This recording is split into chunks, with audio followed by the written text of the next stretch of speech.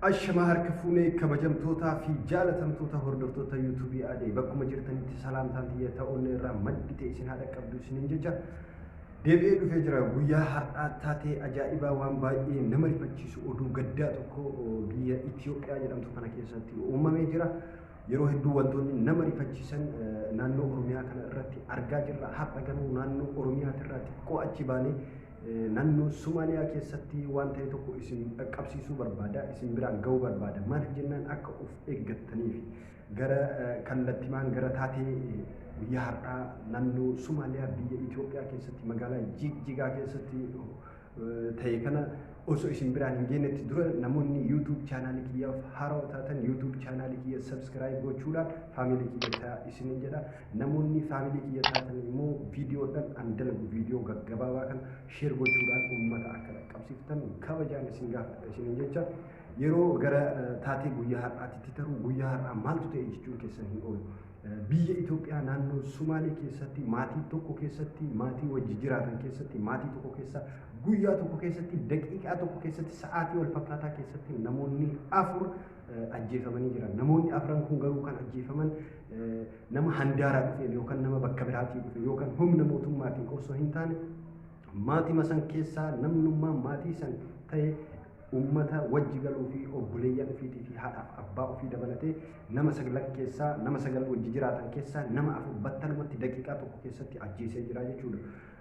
Waan isin ajaa'ibu namichi ummata kan ajjeese warra ofii maatii ofii abbaa ofii obboleeyyan ofii walitti qabee bakka takkatti kan ajjeese namichi kun sammuun isaa fayyaa hin qabu dargaggeessa fayyaa hin qabnedha. Nama maraataa jechuudha. Nama maraataadha. Yeroo kan nagaumaan bahee galaa nagaumaan handaaraa oolee maatii ofiitti galaa wantoota akkanaa kana irratti argamaa hin turre maatii ofii itti hin dubbatu inumaayyuu yoo isaan lolaniin inni dheessaa ture yeroo isaan bishaan itti facaasanis yoo waa baballeessu mana keessatti yoo bishaan itti facaasan inni callisaa ture. Baay'ee nama miskiina ture garuu maaltu akka isa tuqee fi maal akka ta'e osoo hin beekin guyyaa tokko keessatti sa'aatii tokko keessatti daqiiqaa wal fakkaataa keessatti maatii afur battalatti bakka tokkotti ajjeese haadha ofii abbaa ofii obboleeyyan ofii lama bakka tokkotti ajjeese nama shanan hafe immoo qottoodhaanii kan kana raawwate nama shanan hafe miidhaa cimaa irraan geesse hospitaala galanii jiranii jechuudha. Subhaanallah rabbiin balaa akkanaa kana isinirraa haa qabu nu hundarraayyuu haa qabu isiniin jedha. Wanti kana isinitti himuuf maali yeroo hedduu naannoo jiran hundatti maraattuun ni jira. Biyyoota jiran hundarrattuu maraattuun ni jira. Namni fayyaa hin qabne ni jira. Garuu namni kun miskiina nu hin tuqu jennee daa'ima akka barbaannetti qabannee biraan deemna. Ufiifis uf gannee akka barbaannetti bira waan biraa haafuuti osoo inni ulee harkaa qabu yookaan osoo inni dhagaa harkaa qabu homaa nu hin godhu miskiina jennee fa'aa cal'isneetiin ittuma riqannee bira tarraa jechuudha. Garuu guyyaa rabbiin balaa namatti fide wantoonni akkanaatis ni jiran wanti kun baay'ee nama rifachiisa. Gurbicha dargaggeessa Jigjigaa magaalaa Fafaan jedhamu naannoo ganda Fafaan jedhamu keessatti wanti kun karaawwate poolisoonni akka miidiyaadhaaf ibsanitti hin dubbatu ture nama amala qabeessa ture maraattichi kun maaltu akka isa tuqe hin beekamu yeroodhaaf balaa akkanaa kana raawwatee jira. Ammaaf garuu mana sirreessaa poolisii naannoo Jigjigaatti hidhamee jira. Waan godhan wallaalanii jiranii namoonni shananis du'aa fi jireenya jidduu jiran jechuudha. Rabbiin balaa akkanaa isinirraa haa qabu nurraa isa haa qabu isin jedha. Wanti viidiyoo kana dalaguuf uf eeggannoo haa cimsinuu jechuudha. Daa'imman keenya akka arginetti akka gadi hin dhiifne ufiifis uf gannee akka argine akka hin deemneef jechuudha. Yeroo tokko balaa eeggatan dhiisanii balaa hin eegganne kammaan naannoo keenya jiru nu mudatu malaa jechuudha.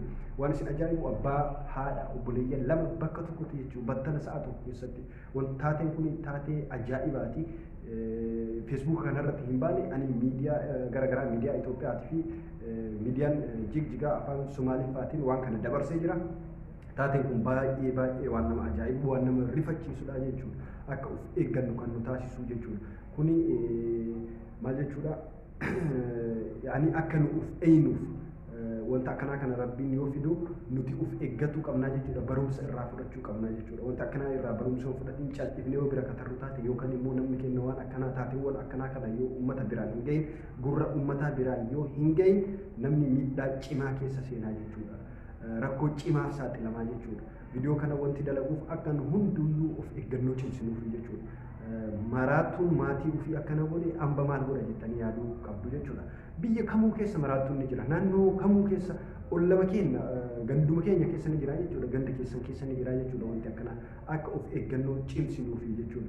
Hundaafuu warra amrii ta'ee fi abboota isaatii fi obboleeyyan isaa kan inni ajjeeseef rabbiin rahmata haa godhuu fi rabbiin warra jannataa isaan haa godhu jecha obboleeyyan isaa kan inni madeesseef immoo rabbiin madaa isaanii haa fayyisu jecha dhaamsi kiyya guyyaa har'a akkanuma namoonni YouTube chaanalii kiyyaaf haarawaa taatan ammallee irra deebi'ee YouTube chaanalii kiyya subscribe gochuudhaan faamilii kiyya ta'aa viidiyoodhaan gaggabaabaa wantoota haarawaa irratti yoo wantoota tokko argu irratti gad isiniif dhiisu kana akka isin bira ga'uuf subscribe gochuu hin irraanfatinaa isiniin jedha. Hundi keessanuu nagaa naaf tura. Assalaamu alaikum wa rahmatullahi wa barakaatu.